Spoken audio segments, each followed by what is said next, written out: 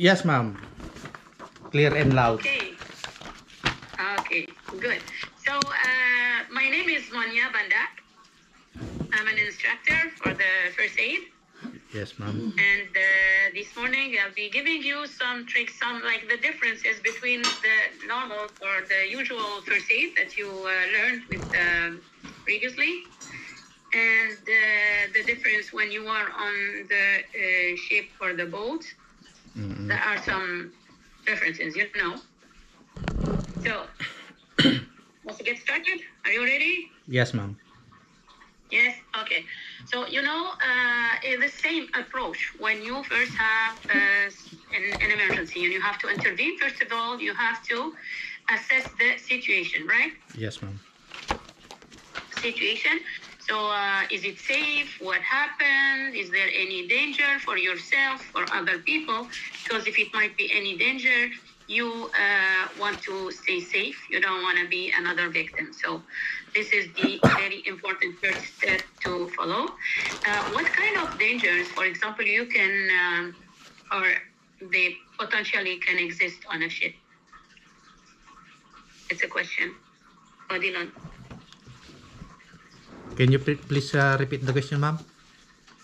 The question is, what kind of danger, like particular to the maritime situation, like on a ship, on a boat, what can happen? Just like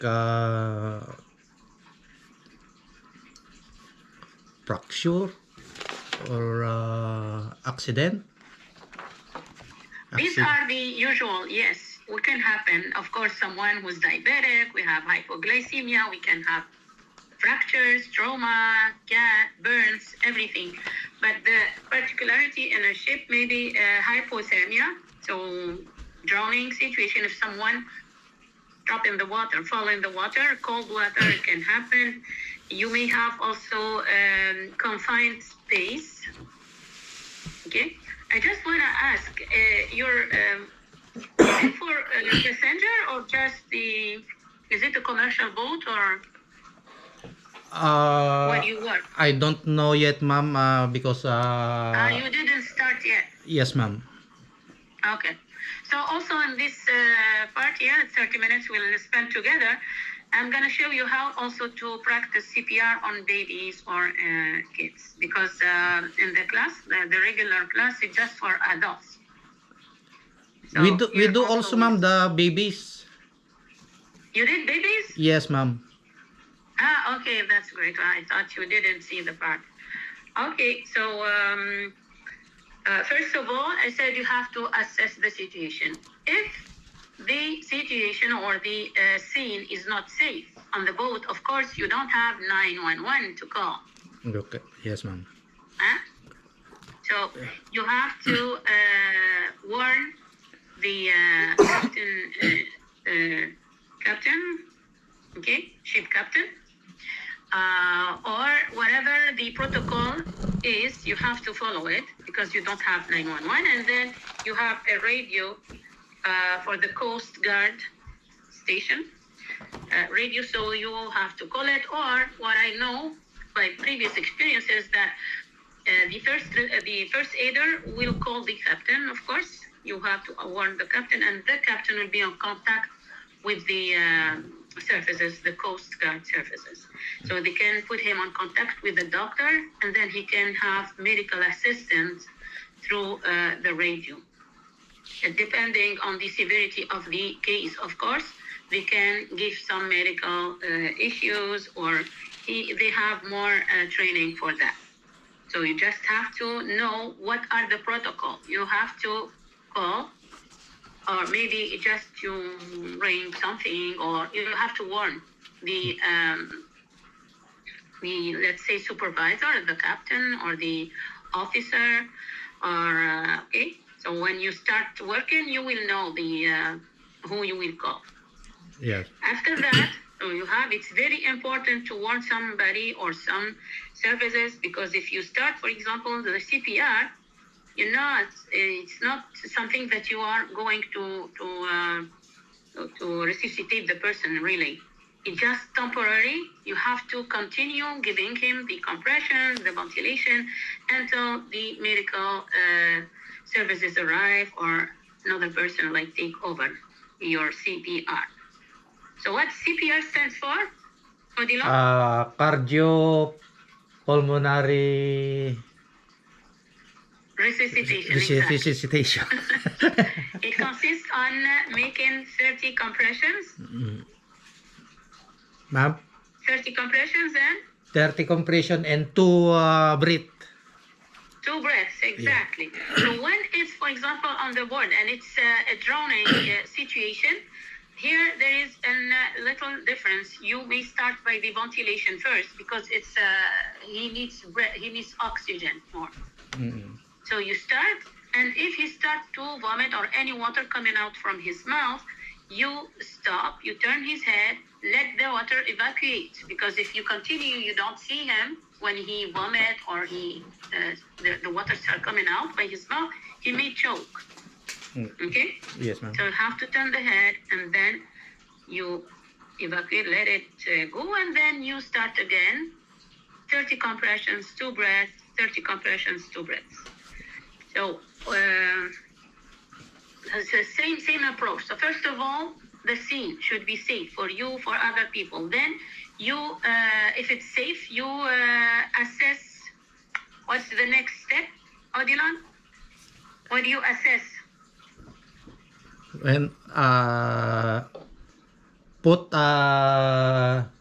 oxygen for No, if the situation is safe, like there is no danger for you, there is someone on the board on the floor, let's say, okay, you can approach him because it's safe for you. There is no danger. Approach, and then you have to assess his level of consciousness. Is he alert? Is he reactive to verbal stimulation? Is he reactive to when you tap on his shoulders? Is there any reaction? Is he opening his eyes, trying to talk to you, trying to move? And or if there is no reaction at all, so we assume he is unconscious. And then you assess his ABCs. A stands for? Inform what Start those for airways. airways. You have to make sure his airways, there is no water or food or something blocking his airways. You have to check.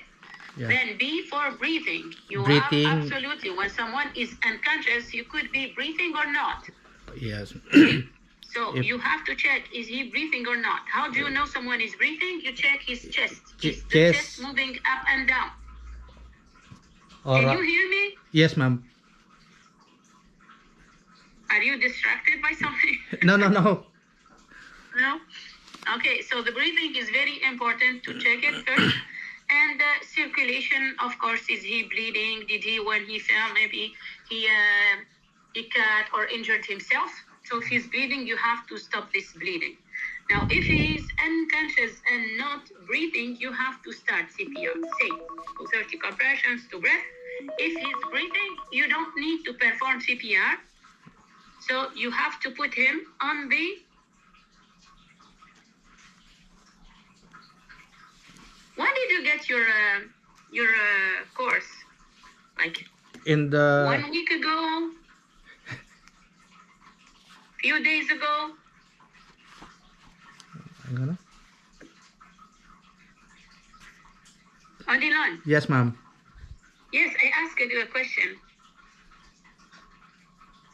When did you get the course? 2 days. At the Is it like 2 weeks ago or 1 week What- ago? one- Or a few days ago? 1 week ago.